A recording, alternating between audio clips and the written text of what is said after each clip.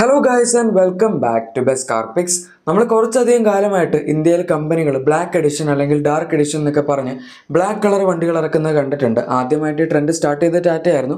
Harrier dark edition എന്നൊക്കെ പറഞ്ഞ് ആ വണ്ടി ആ സമയത്ത് ഭയങ്കര ഹിറ്റുമായി. അതുകൊണ്ട് തന്നെ ബാക്കി കമ്പനികൾ അത് ഏറ്റുപിടിച്ച് അവരുടേതായിട്ടുള്ള രീതിയിൽ ഓരോ ബ്ലാക്ക് എഡിഷൻസ് ഇറക്കാൻ തുടങ്ങി. മാരുതി സുസുക്കി ഇറക്കി, MG അവരുടെ ബ്ലാക്ക് സ്റ്റോം എന്ന് പറഞ്ഞ ഒരു എഡിഷൻ ഇറക്കിയിട്ടുണ്ടായിരുന്നു പല വണ്ടികളിലും. അങ്ങനെ ഇഷ്ടംപോലെ കമ്പനികൾ, ഈവൻ മഹീന്ദ്ര പോലും ബ്ലേസ് എഡിഷൻ എന്ന് പറഞ്ഞ് ഇറക്കി. അത് ബ്ലാക്ക് അല്ലായിരുന്നു, ഓറഞ്ച് പോലത്തെ കളറായിരുന്നു. പക്ഷെ എന്നാൽ പോലും അങ്ങനെ പല കമ്പനികളും അവരുടേതായിട്ടുള്ള രീതിയിൽ ഈ ഒരു ബ്ലാക്ക് എഡിഷൻ മോഡിഫൈ ചെയ്ത് ഇറക്കാൻ തുടങ്ങി. ഇപ്പോൾ എന്തായാലും ഹോണ്ടയും അതിൻ്റെ ഭാഗമായിട്ട് എലവേറ്റിൽ ഇപ്പോൾ പുതിയൊരു ബ്ലാക്ക് എഡിഷൻ കൊണ്ടുവന്നിരിക്കുകയാണ്.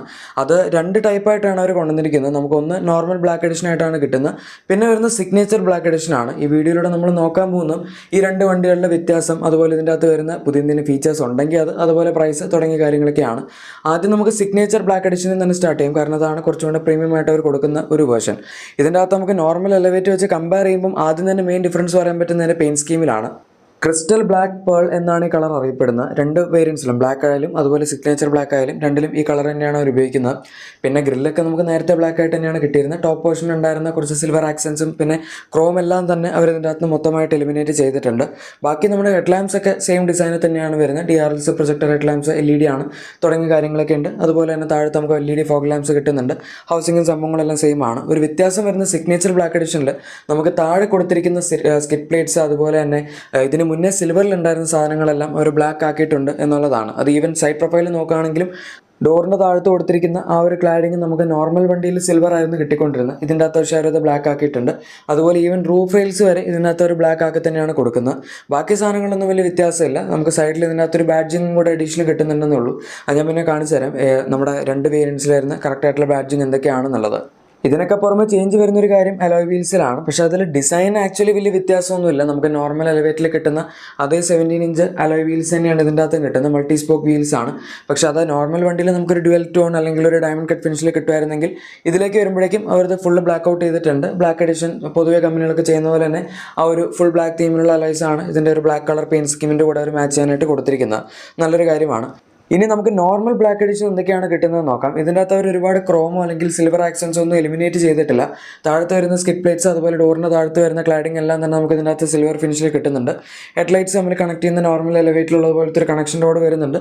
അത് കൈൻഡ് ഓഫ് ഒരു ക്രോം ഫിനിഷിൽ തന്നെയാണ് ഇവിടെ കൊടുത്തിരിക്കുന്നത്. സോ നിങ്ങൾക്ക് മൊത്തം ബ്ലാക്ക് ആയിട്ടുള്ള ഒരു ലുക്ക് വേണമെങ്കിൽ തീർച്ചയായും ഇതിൻ്റെ സിഗ്നേച്ചർ ബ്ലാക്ക് എഡിഷൻ തന്നെ എടുക്കേണ്ടി വരും. പിന്നെ ഇതിൻ്റെ റൂഫ് റെയിൽസ് ആണെങ്കിൽ നമുക്ക് സിൽവർ ഫിനിഷിലാണ് കിട്ടുന്നത്, മറ്റേ വണ്ടികളിൽ ബ്ലാക്ക് ഫിനിഷിലല്ല കിട്ടുന്നത്. അത് ഒരു പ്രോപ്പർ ബ്ലാക്ക് എക്സ്പീരിയൻസ് ആണ് അവർ സിഗ്നേച്ചർ ബ്ലാക്ക് എഡിഷനിലൂടെ കൊടുക്കാൻ ശ്രമിച്ചിരിക്കുന്നത്. ഇനി ഇതിൻ്റെ റിയർ പ്രൊഫൈൽ നോക്കാനാണെങ്കിൽ ഇവിടെ വലിയ വ്യത്യാസമൊന്നുമില്ല. നമുക്ക് കണക്റ്റഡ് ടൈൽ ലാംപ്സ് അവൈലബിൾ ആണ്. അതുപോലെ തന്നെ LED ടൈൽ ലാംപ്സ് കിട്ടുന്നുണ്ട്.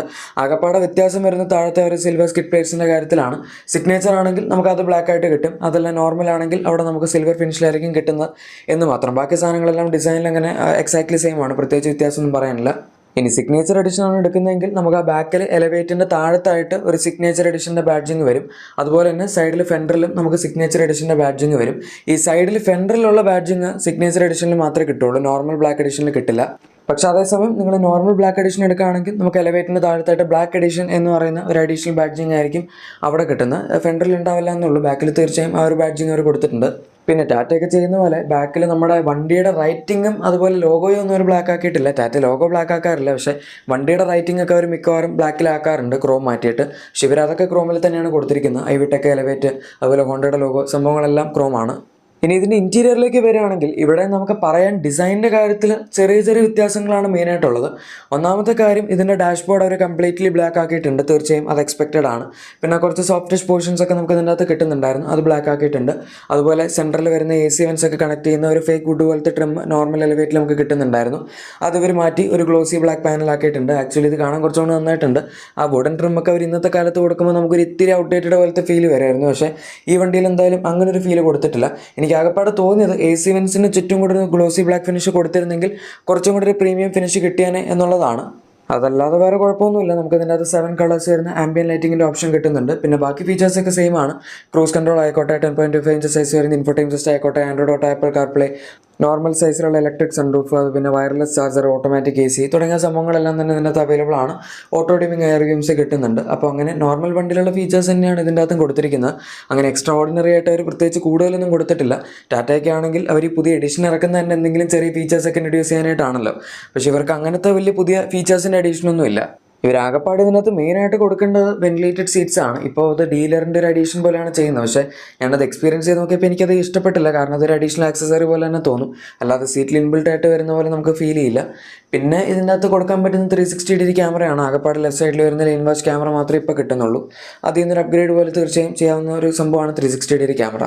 പിന്നെ ഇതിൻ്റെ സീറ്റ്സും അതുപോലെ ഇൻ ക്യാബിൻ ഫിനിഷും ഒക്കെ നിങ്ങൾക്ക് കാണാം. നമുക്കെല്ലാം ബ്ലാക്ക്ഡ് ഔട്ട് ആയിട്ടുള്ള സീറ്റ് കവേഴ്സ് തന്നെയാണ് കിട്ടുന്നത്. ലെതററ്റ് സീറ്റ് കവേഴ്സ് ആണ് ഇതിൻ്റെ അകത്ത് വരുന്നത്. നോർമൽ വണ്ടിയിൽ വരുമ്പോഴേക്കും നമുക്കൊരു ബ്രൗൺ ഓർ ഒരു ടാൻ പോലത്തെ ഫിനിഷാണ് ഇൻറ്റീരിയേഴ്സിൽ കിട്ടിയിരുന്നത്. അതായത് ബ്ലാക്ക് ആൻഡ് ബ്രൗണിൻ്റെ ഒരു കോമ്പിനേഷൻ.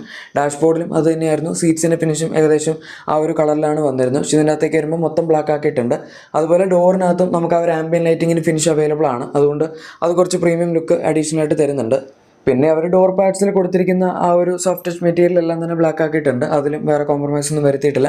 ആൻഡ് ഡോറിൻ്റെ നമ്മൾ കൈവയ്ക്കുന്ന സ്ഥലത്ത് മാത്രമല്ല, എൻ്റെ കുറച്ച് ടോപ്പ് പോർഷനിലും നമുക്ക് ആ ഒരു ബ്ലാക്കിൻ്റെ സോഫ്റ്റ് ടച്ച് മെറ്റീരിയൽസ് ഒക്കെ തന്നെ അവൈലബിൾ ആണ്. ഇൻസൈഡ് ഡോർ ഹാൻഡിൽസ് അവർക്ക് വേണമെങ്കിൽ ഗ്ലോസി ബ്ലാക്ക് ആക്കായിരുന്നു. അതിപ്പോഴും ഒരു സിൽവർ പോലത്തെ ഫിനിഷിലാണ് ഇരിക്കുന്നത്. അതുമാത്രമാണ് ഈ മൊത്തം ബ്ലാക്ക് വരുന്ന ഇൻറ്റീരിയേഴ്സിൽ കുറച്ച് ഓടായിട്ട് നിൽക്കുന്നൊരു കാര്യം ഞാൻ നോട്ട് ചെയ്തത്. നേരത്തെ നമ്മൾ കണ്ട സിഗ്നേച്ചർ എഡിഷൻ്റെ ഇൻറ്റീരിയർ ആയിരുന്നു. ഇപ്പോൾ നിങ്ങൾ കണ്ടുകൊണ്ടിരിക്കുന്ന നോർമൽ ബ്ലാക്ക് എഡിഷൻ്റെ ഇൻറ്റീരിയേഴ്സ് ആണ്. പ്രത്യേകിച്ച് വലിയ വ്യത്യാസമൊന്നുമില്ല. മെയിനായിട്ടുള്ള ഡിഫറൻസ് വരുന്നത് നമ്മുടെ ആ ഒരു 7 കളേഴ്സിൻ്റെ ആംബിയൻ ലൈറ്റിങ്ങിലാണ്.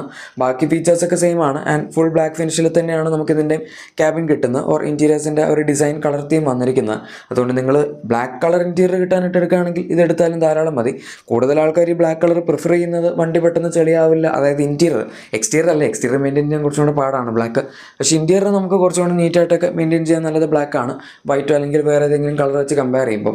ഇനി ഇതിൻ്റെ engine specifications, power train options, അതുപോലെ ട്രാൻസ്മിഷൻ ഓപ്ഷൻസ് തുടങ്ങിയ കാര്യങ്ങളിലൊന്നും ഒരു വ്യത്യാസമില്ല. 1.5 ലിറ്റർ ഐവിടെക് എഞ്ചിനാണ് ഇതിനകത്ത് അവർ കൊടുത്തിരിക്കുന്നത്. നമുക്കത് ZX വേരിയൻറ്റ് ബേസ് ആയിട്ടാണ് വരുന്നത്. അതായത് ടോപ്പ് ആൻഡ് ബേസ്ഡ് ആയിട്ടാണ് വരുന്നത്.